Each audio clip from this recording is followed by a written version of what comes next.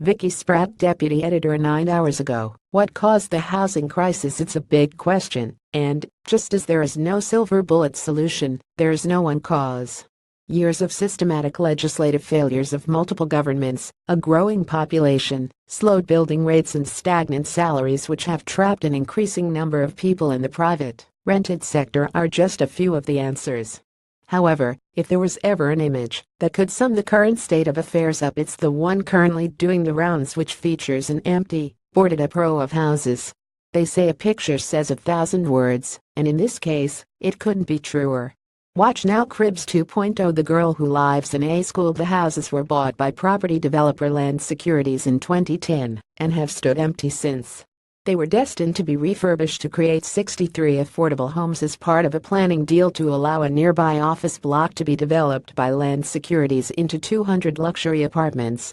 London's luxury property market has slowed down, grinding almost to a halt with demand at its lowest point in recent history. This is no bad thing. I hardly need to point out the symbolism presented by gleaming towers full of luxury flats in our capital city. However, because councils were relying on luxury developers to fund affordable housing, this isn't necessarily good news all around. It means that, like this empty row of tenement houses in Westminster, it's not just housing we don't need that isn't being built, but housing we desperately do need. Of course, it shouldn't be the responsibility of property developers to build affordable housing, but that's where we are. We are in the midst of a crisis which, at its most acute, is felt as an affordable homes crisis, and a rise in the number of people sleeping rough. Rents may have dipped slightly after Brexit, but they're still more than most people can afford. Ditto house prices for those lucky enough to be in a position to consider buying a home. Government figures published earlier this year show that the number revealed that the number of empty homes in the UK is at its highest level in 2 decades.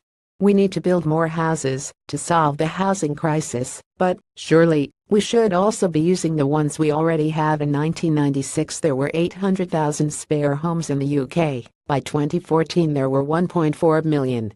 These are comprised of second homes or vacant houses like the ones in the picture.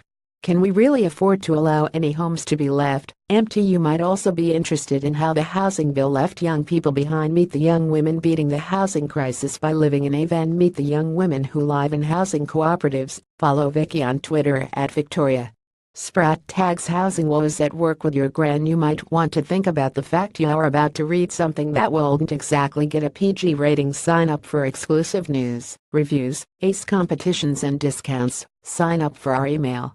It'll make your inbox great. Guaranteed. Get the debrief.